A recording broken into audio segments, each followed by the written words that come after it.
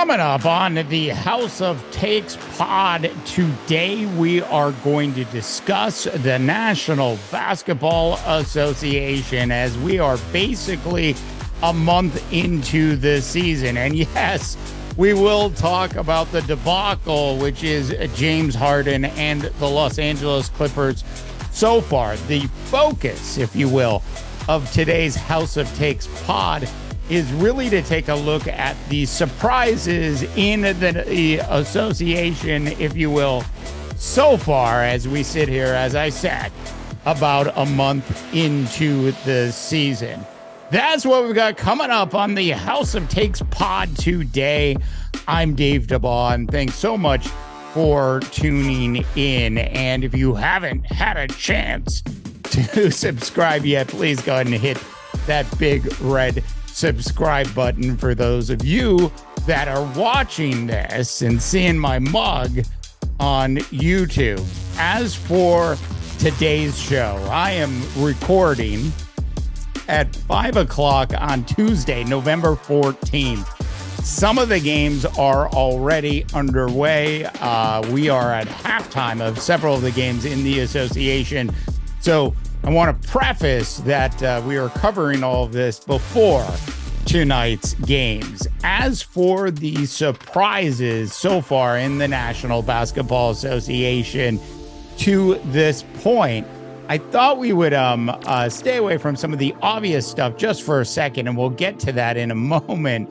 But let's just talk about how well the Philadelphia 76ers have been playing up to this point. Heading into tonight's game, they were 8-1 on the season, and Joel Embiid absolutely looks like the most valuable player in the association once again. Now, of course, you can make the argument easily that the Joker could easily win that award as well, especially with how he's playing. But if you just look at how Joel Embiid has handled everything during the summer, during the training camp fiasco that was James Harden, up to the point where they ended up with new players on their team, getting those players involved in the, if you will, 76er culture. I'm not really sure there is one.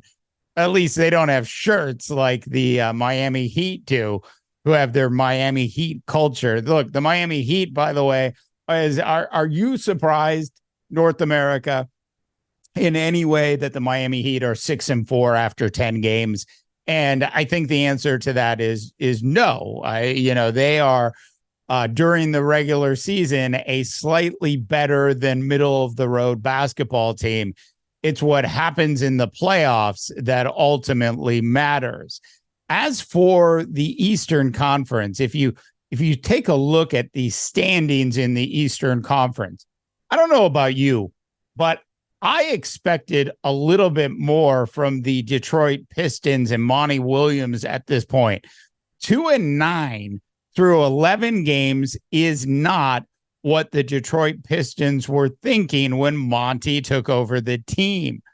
There's also been some player disruptions with that basketball team as well that have also caused some issues for the Monty Williams era, which, by the way, just hasn't gotten off to a stellar start yet. Look, they don't have the talent or the ability to make the moves that the Los Angeles Lakers made last year when they started the season out 2-10, do they? The Detroit Pistons could not afford to get off to a 2-9 start. As for the Washington Wizards, no surprise there that they're 2-8. And the Charlotte Hornets are 3-6. Elsewhere in the association, in the Eastern Conference, I think everything else is pretty much played to the way we thought things would play in the first month of the season. Now, moving on to the Western Conference, where, of course, the elephant in the room, or should I say the beard in the room, is James Harden.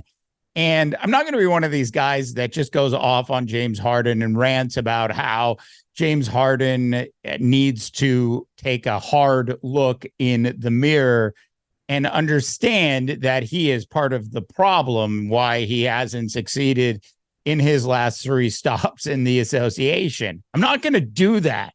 I think we all know what the facts are on the table related to James Harden at this point.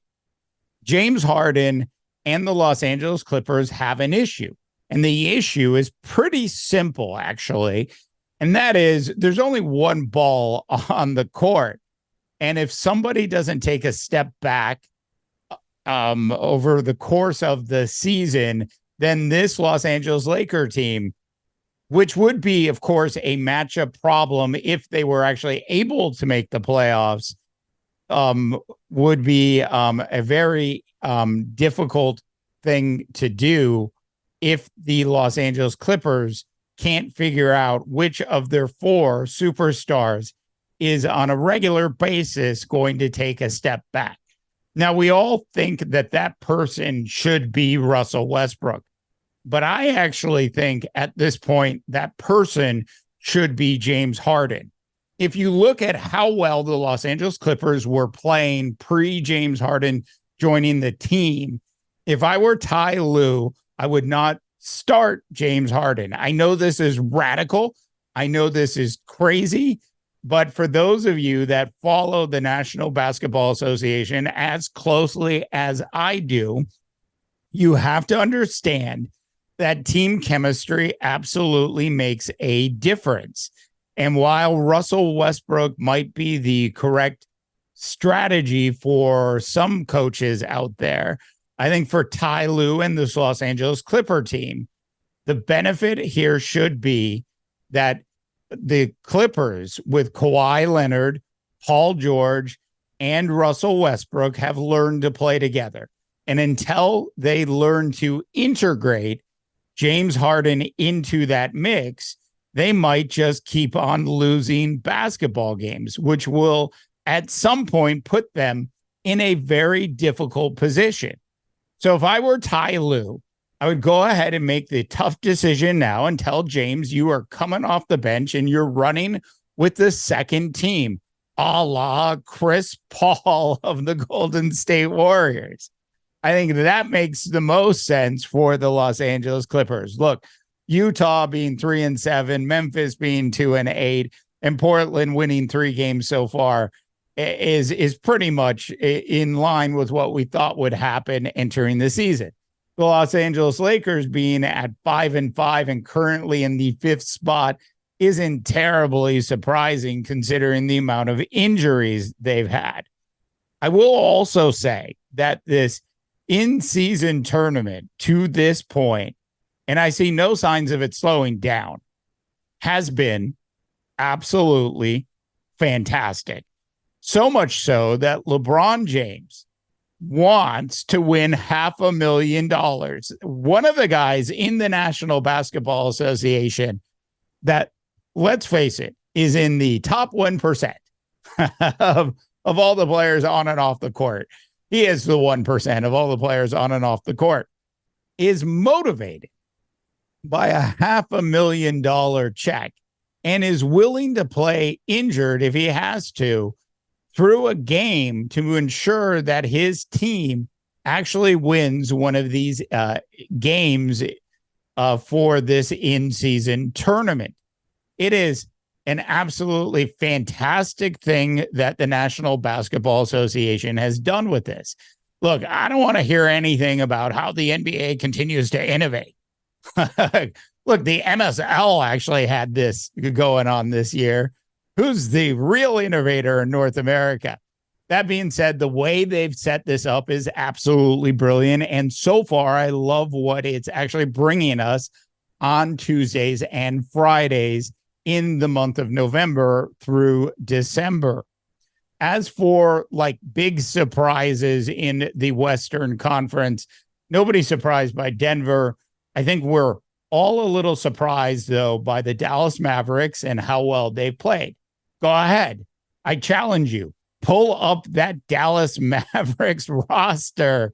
outside of a handful of players, do you know any of the other ones?